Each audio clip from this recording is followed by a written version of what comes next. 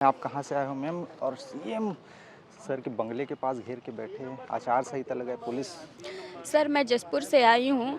हम लोग 1.5 साल से परेशान हैं सर, कोर्ट केस के चक्कर में। सर मैं घर की सबसे बड़ी हूँ, मेरे मम्मी पापा नहीं है सर। मैं केस लड़ने के लिए मैं क्या क्या करी हूँ मुझे पता है। मैं 5,000 का नौकरी करती हूँ सर, उसमें मैं अपने भाई बहन को मैं पढ़ा रही हूँ, मैं खुद पढ़ रही हूँ सर। और मैं केस के लिए पैसा दे रही थी। शुरू में हाई कोर्ट में लगा सर, हाई कोर्ट से सुप्रीम कोर्ट में सर, और इधर सरकार भी बीएड बीएसएलपी पीएसएलपी लगाती गए मेरे। और हम लोग भी पिता साथ में हम लोग प्रार्थना करते रहे कि बस केस जीते।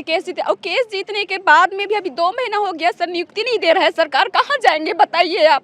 एक तो यहाँ से कितने लोग होंगे जो अनाथ होंगे सर, कहाँ से पैसे इकट्ठा करके हम लोगों ने केस जीता, और केस जीतने के बाद में भी नियुक्ति नहीं मिल रहा है। हम लोग मर जाए क्या? हम कैसे अपना घर चलाएं सर बताइए? अपना ड्यूटी को छोड़ छोड़ के यहाँ पर आ रहे हैं। तूता में धरना दे रहे थे, वहाँ क्या हुआ? वहाँ से भी हटा दिया गया सर। हम कहाँ जाएंगे अभी बताइए आप? वहाँ से भी हम लोगों को हटा दिया गया।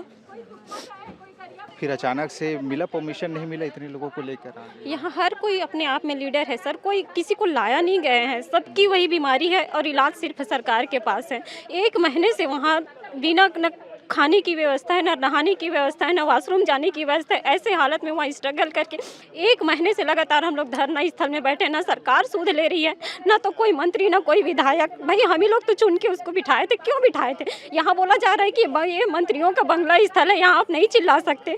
क्या वो सही कर रहे थे? हमारे घर घर जाके जो चिल्ला चिल्ला के वोट मांगे। हम नहीं बोले थे कि वादा में आप 33,000 शिक्षक भर्ती निकालो करके, वही हमें लालच दिए। जैसे तैसे कमा रहे थे सर हम लोग, जैसे तैसे रोजी मजदूरी कर रहे थे। वो क्या बोल दिया कि जैसे ही मैं सत्ता में आऊँगा मैं 33,000 शिक्षक भर्ती करूँगा। हम लोग सब जितने भी सब है नौकरी छोड़ के तैयारी में लगे। अब बेरोजगारी है सर, बाल बच्चों का पेट लगा है और खाली बैठे हैं। अभी बताइए, संसार में सबसे ज़्यादा गरीबी और भूख से बड़ा कोई दर्द है क्या? तो रोए नहीं तो और क्या करें सर, कोई चारा नहीं है सर। कहाँ से आए? मैं कमरदह से हूँ सर। अभी क्या करते हैं? मैं प्राइवेट टीचर थी सर, लेकिन अभी बेरोजगार हूँ। कितने बच्चे हैं? मेरे 2 जुड़वा बच्चे हैं सर, दोनों 12वीं पास कर चुके हैं सर। मैं उनको उच्च शिक्षा पढ़ाना चाहती हूँ, लेकिन मैं सिंगल पेरेंट्स हूँ, मैं कैसे करूँ सर? मेरे बच्चे चाहते हैं कि पढ़ना, लेकिन हमारे यहाँ बिना पैसों की तो कुछ भी नहीं हो सकता सर। कैसे पढ़ाऊँ बच्चे को, कैसे ज़िंदगी चलाऊँ? ये नहीं कि मैं अनपढ़ रहती और नौकरी मांगती। मैं एलिजिबल हूँ सर, मैं डीएड में हूँ, मेरा रैंक लगा है। मैं सुप्रीम कोर्ट से जीत भी चुकी हूँ, तो क्या मैं अपने अधिकार के लिए नहीं मांग सकती सरकार से अपनी नियुक्ति? आप ही बताइए हम लोग कहाँ पर गलत हैं सर?